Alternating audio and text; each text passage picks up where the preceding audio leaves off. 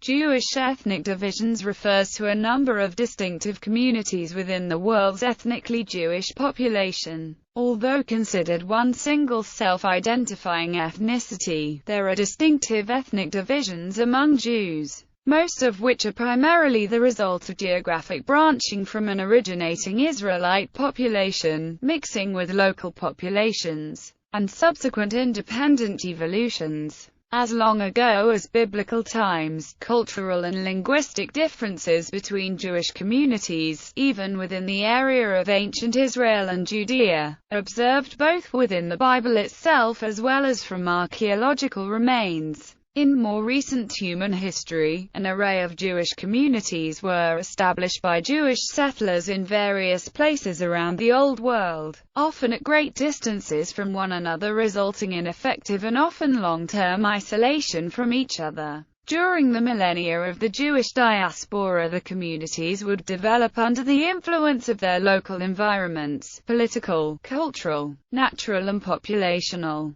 Today, manifestation of these differences among the Jews can be observed in Jewish cultural expressions of each community, including Jewish linguistic diversity, culinary preferences, liturgical practices, religious interpretations, as well as degrees and sources of genetic admixture. Historical background: ancient Israel and Judah. The full extent of the cultural, linguistic, religious or other differences among the Israelites in antiquity is unknown. Following the defeat of the Kingdom of Israel in the 720s BC and the Kingdom of Judah in 586 BCE, the Jewish people became dispersed throughout much of the Middle East, especially in Egypt and North Africa to the west, as well as in Yemen to the south, and in Mesopotamia to the east. The Jewish population in Palestine was severely reduced by the Jewish-Roman wars and by the later hostile policies of the Christian emperors against non-Christians, but the Jews always retained a presence in the Levant. During this period, Paul Johnson writes, "Wherever towns survived, or urban communities sprang up, Jews would sooner or later establish themselves." The near destruction of Palestinian Jewry in the 2nd century turned the survivors of Jewish rural communities into marginal town dwellers. After the Arab conquest in the 7th century, the large Jewish agricultural communities in Babylonia were progressively wrecked by high taxation, so that there too the Jews drifted into towns and became craftsmen, tradesmen, and dealers. Everywhere these urban Jews, the vast majority literate and numerate, managed to settle, unless penal laws or physical violence made it impossible. In the early Byzantine 6th century, there were 43 Jewish communities in Palestine. During the Islamic period and the intervening Crusades, there were 50 communities which included Jerusalem, Tiberias, Ramla, Ashkelon, Caesarea, and Gaza. During the early Ottoman period of the 14th century, there were 30 communities which included Haifa, Shechem, Hebron, Ramla, Jaffa, Gaza, Jerusalem, and Safed. The most dominant location became Safed, which reached a population of 30,000 Jews by end of the 16th century. After the expulsion of Sephardim from Iberia, a century earlier, the 16th century saw many Ashkenazi Kabbalists drawn to the mystical aura and teachings of the Jewish holy city. Johnson notes that in the Arab Muslim territories, which included most of Spain, all of North Africa, and the Near East south of Anatolia in the Middle Ages, the Jewish condition was easier as a rule than it was in Europe. Over the centuries following the Crusades and Inquisition, Jews from around the world began emigrating in increasing numbers. Upon arrival, these Jews adopted the customs of the Mizrahi and Sephardi communities into which they moved. With Baron von Rothschild's philanthropic land purchases and subsequent efforts to turn Palestine into a verdant Jewish homeland, and the subsequent rise of Zionism, a flood of Ashkenazi immigration brought the Jewish population of the region to several 100,000. Diaspora. Following the failure of the Second Revolt against the Romans and the exile Jewish communities could be found in nearly every notable center throughout the Roman Empire, as well as scattered communities found in centers beyond the empire's borders in Northern Europe, in Eastern Europe, in Southwestern Asia, and in Africa. Farther to the east along trade routes, Jewish communities could be found throughout Persia and in empires even farther east, including in India and China. In the early Middle Ages of the 6th to 11th centuries,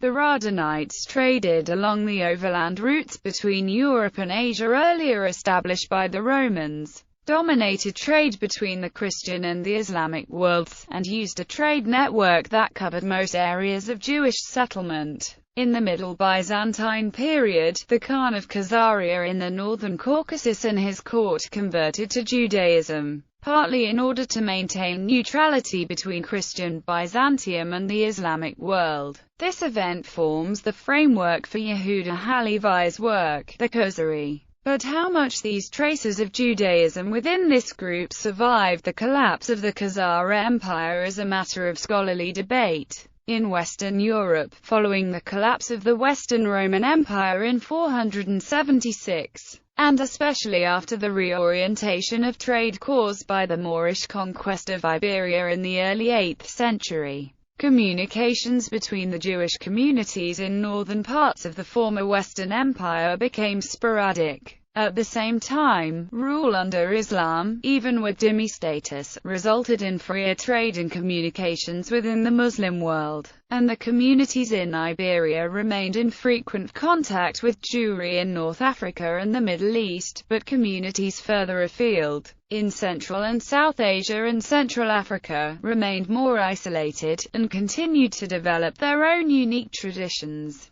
For the Sephardim in Spain, it resulted in a Hebrew Golden Age in the 10th to 12th centuries. The 1492 expulsion from Spain by the Catholic monarchs, however, made the Sephardic Jews hide and disperse to France, Italy, England, the Netherlands, parts of what is now northwestern Germany, and to other existing communities in Christian Europe, as well as to those within the Ottoman Empire, to the Maghreb in North Africa and smaller numbers to other areas of the Middle East, and eventually to the Americas in the early 17th century. In Northern and Christian Europe during this period, financial competition developed between the authority of the Pope in Rome and nascent states and empires. This dynamic, with the Great Schism, recurrent fervid religious crusades, episcopal inquisition and later, protestations and wars between Christians themselves, caused repeated periods and occurrences of persecution against the established Jewish minority in Ashkenaz. In modern Hebrew means Germanic Jews, and with ancient Hebrew it included the areas that are now northern France, Germany and Switzerland. Masses of Jews began to move further to the east. There, they were welcomed by the King of Poland, and with Lithuania, grew greatly, and relatively flourished to the end of the 18th century. In Western Europe, the conditions for Jewry differed between the communities within the various countries and over time, depending on background conditions,